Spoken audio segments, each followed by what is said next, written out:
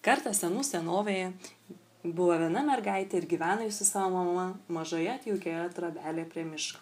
Mergaitę žmonės vadino Raudonkepuraitė, nes ji dažnai dėvėdavo raudoną apsiaustėlį su kapišonu. Mergaitė mielai gobdavosi šiuo apsiaustėliu, nes ji buvo gavusi iš savo močiutės, kuri gyveno namelyje už miško ir labai mylėjo Raudonkepuraitę. Vieną dieną mama priruošė Raudonkepuraitei pilną krepšelį įvairiausių gėrybių, pridėjo obuoliukų, kriaušaičių, braškių, taip pat skanių pyragėlių, kurios pati buvo iškepusi, sūrio ir gabalėlių mėsos, bei didelį išdabintą tortą.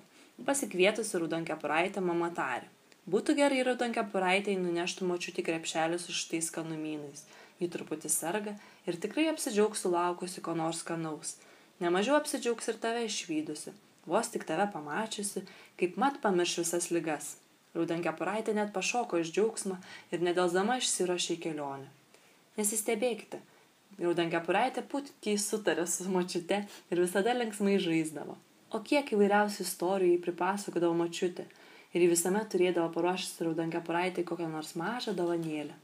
Nekantrauju pamatyti močiutę, atsakė mamai Raudonkepuraitė ir gražiai nusišypsojo. Tada apsigobusi į savo raudonąjį apsiaustėlį su gobtuvu, pasiėmė krepšelį pilną gėrybių ir atsisveikino su mama. Kelias į močiutės trobelę vedė tamsiu mišku, todėl mama liepė Raudonkepuraitei: eik tiesiai pas močiutę Raudonkepuraitę ir niekur neužtruk, neišklysk iš kelio, nes gali nutikti kas nors blogo. Miške nesunku pasiklysti, patarinėjo mama stovėdama prie kiemo vartelių.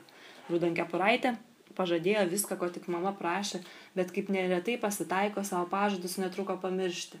Ji vis sustodavo, bėgiojo iš kelio, neieškodama laukinių gėlyčių, kad galėtų močiutį nunešti puokštelę.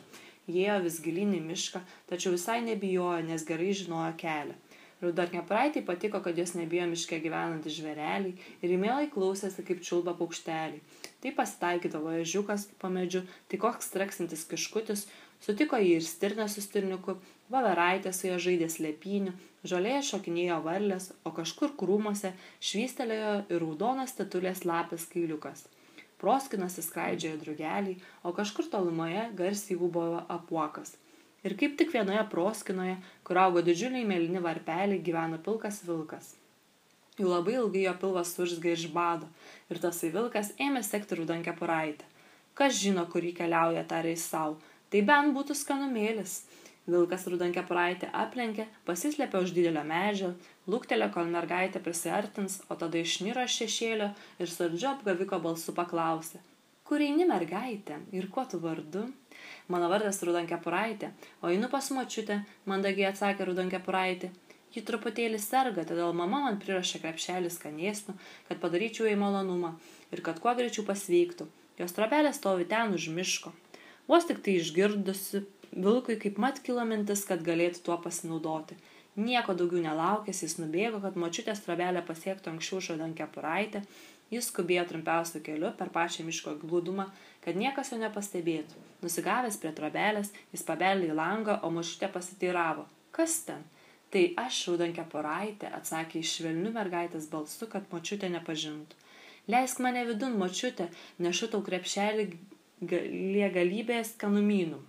Močiutė vilką įsileido, o tasai kaip mat šoko prie lovos, kol sėjosi močiutė, išsižiojo savo didžiulis nasrus ir ją prarijo. Paskui užsidėjo močiutės akinius, užsimaukšlino jos kepurę, įlindo į lovą ir užsiklojo antklodę. Vilkas laukė, kol ateis Raudonkepuraitė. Ir visai netrukus išgirdo švelniai beldžiant į duris, pasigirdo ir balselis: tai aš, močiutė Raudonkepuraitė, atėjau tavęs aplankyti. Eikš vidun, mano miela mergaitė, saldžiai kalbėjo vilkas. Durys neužrakintos. Durys atsidarė ir į priemenę įžengė Raudonkepuraitė. Jie ėmė nustebusi dairytis, ieškodama bobutės. Kur tu, močiutė, niekur tavęs nesimato, čia taip tamsu. Aš čia lovoje, Raudonkepuraitė, juk žinai, kad prastai jaučiuosi. Eik arčiau, kad galėčiau tave pasižiūrėti. Raudonkepuraitė pasidėjo krepšelį ant grindų ir priėjo prie lovos. Aš čia, močiutė, atnešiau tau gražią puokštelę, pati miške pririnkau, pauosti, kaip skaniai kvepia. Raudonkepuraitė ištiesė rankutę su puokštele ir staiga pastebėjo, kad bobutė labai keistai atrodo. Iš po kepurės žvelgė piktos vilko akys. Močiutė, kodėl tavo tokios keistos akys? Niekada jos tokios nebuvo, sunerimusi pasiteiravo Raudonkepuraitė. Kad tave geriau matyčiau, atsakė vilkas. Eikš greičiau, mergaitė, noriu tave pažiūrėti. Raudonkepuraitė priėjo dar žingsnelį arčiau, bet staiga sutrikusi paklausė. Betgi tavo ausis tokios keistos. Kad tave geriau girdėčiau, toliau smailino liežuvį vilkas. Eikš dar arčiau. Raudonkepuraitė priėjo dar mažutėlį žingsnelį, vėl įdėmiai apžiūrėjo bobutę, bet jai visai nepatiko. Kokia didelė tavo burna, močiutė, trečią kartą prabilo Raudonkepuraitė, o vilkas sukaukė, kad tave būtų lengviau suėsti. Vilkas numetė antklodę, šoko iš lovos, išsižiojo savo nasrus ir prarijo Raudonkepuraitę lygiai taip, kaip jos bobutė. Paskui jis vėl įlindo į lovą ir po minutėlės jau knarkė taip, kad aidas sklido nuo kalnų. Tuo metu pro šalį ėjo medžiotojas su savo pagalbininku. Išgirdę pro močiutės langą sklindantį garsų knarkimą, jie atsargiai priėjo, pažiūrėjo vidun ir pamatė močiutės lovoje gulintį vilką su milžinišku pilvu. Jie kaip mat suprato, kad vilkas bus močiutę prarijęs. Jie vidun perpjovė vilkui pilvą ir negalėjo patikėti savo akimis, kai iš pilvo kartu su močiutė iššoko Raudonkepuraitė.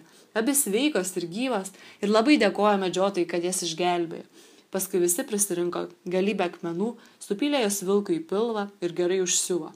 Medžiotojas išėjęs į kiemą, užtaisė šautuvą ir šovė. Baisingas garsas vilką pažadino ir jis išsigandęs ėmė žvalgytis aplinkui. Tada iššoko pro langą ir nubėgo tolyn. Nuo to laiko niekas jo daugiau nematė. Vėliau močiutė Raudonkepuraitė pasikvietė medžiotoją ir jo pagalbininką į trobelę ir skaniai pavaišino. Raudonkepuraitė laimingai grįžo namo pas mamą.